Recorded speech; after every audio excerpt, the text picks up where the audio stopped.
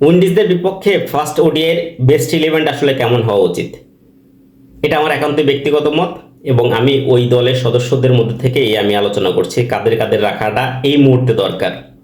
যেহেতু সৌম্য সরকারকে নেওয়া হয়েছে, সৌম্য সরকারকে খেলে দেওয়া উচিত।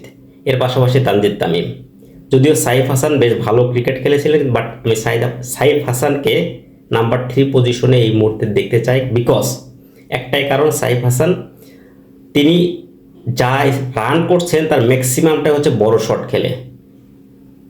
এই পাওয়ার প্লেতে তিনি সিঙ্গেল বের করতে পারছেন না বা স্ট্রাইক রোটেট করে খেলতে পারছেন না, এটা একটা বড় সমস্যা। যদিও তিনি ইনিংসটা বেশ ভালোভাবে শুরু করেছেন, তারপরেও আমি মনে করি নাম্বার 3-তে তাকে রাখা উচিত এবং নাম্বার 4-এ বিভিন্ন সময় কিন্তু নাজমুল শান্ত খেলেছেন এবং নাম্বার 4-এ নাজমুল শান্তকে খেলানো উচিত।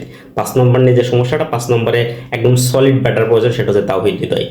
নাম্বার 6 আমি স্টিল বিলিভ জাকির আলীকে, আপনারা বিশ্বাস করেছেন, আপনারা যেহেতু দলে রেখেছেন, জাকির আলীকে খেলিয়ে দেওয়া উচিত এবং Zakir Ali main wicket keeper batsman হিসেবে দলে থাকবে নাম্বার 6-এ। নাম্বার 7 ক্যাপ্টেন, তিনি তো অনেক সংগ্রাম করছেন নাম্বার 5-এ খেলার জন্য, বাট আমি মনে করি তার পজিশন নাম্বার 7-এ। এরপরে রিশাদ, তানভীর এবং আমি মুস্তাফিজকে অবশ্যই এই বেস্ট 11-এ চাই। পাশাপাশি হচ্ছে তানজিম সাকিব, এটা হচ্ছে বেস্ট 11।